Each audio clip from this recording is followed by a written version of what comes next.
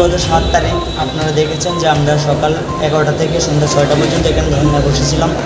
তারপর লাস্ট মোমেন্টে পুলিশের দ্বারা আমাদের লাঠিচার্জ করা হয়েছে। আমাদের সব স্টুডেন্টকে ছেলেমেয়ে সবাইকে লাঠিচার্জ করে এখান থেকে দাঁড়িয়ে দিয়েছে। তারপর পরবর্তী সময় ডাইরেক্টর স্যার প্রেস কনফারেন্সের মাধ্যমে জানিয়েছে যে পরের দিন 11টার মধ্যে নাকি আমাদের জানিয়ে দেবে যে আমাদের কী ডিসিশন হবে, আমাদের পরীক্ষায় কী মুডে হবে সেটা বলে দেবে। এবং পুলিশ আধিকারিক যিনি উনিও বলেছে যে ওনার মিটিংয়ের পরে ডাইরেক্টর স্যার জানিয়ে দেবে যে আগামী কালকে 11টার মধ্যে তোমাদের কী হবে। বাট পরের দিনও আমরা কোনো ধরনের নোটিফিকেশন ওদের কাছ থেকে পাইনি।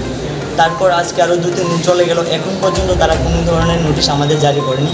আমাদের পরীক্ষা কীভাবে হবে কিছু বলেনি। তার জন্য আমরা আজকে সব স্টুডেন্ট মিলে আবার এসেছি, আজকে স্যারের সাথে দেখা করব। এখন স্যার একটা মিটিংয়ে আছে, স্যার বলেছে তোমরা ওয়েট করো, মিটিংটার পরে স্যার আমাদের সাথে দেখা করবে। তারপর মিটিংয়ের পরে আমরা জানতে পারবো স্যার আমাদের কী সিদ্ধান্ত দেয়।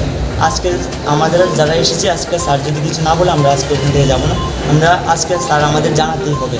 আমাদের অনেক হয়েছে, আমাদেরকে অনেক টাইম দিয়েছে স্যার, একদিনের পরে একদিন স্যার ঘুরাচ্ছে, কিন্তু এখন পর্যন্ত কিছু জানায়নি। তো আজকে আমাদের স্যার জানাতেই হবে যে আমাদের পরীক্ষা কীভাবে হবে, এটার জন্য আমরা আজকে এসেছি।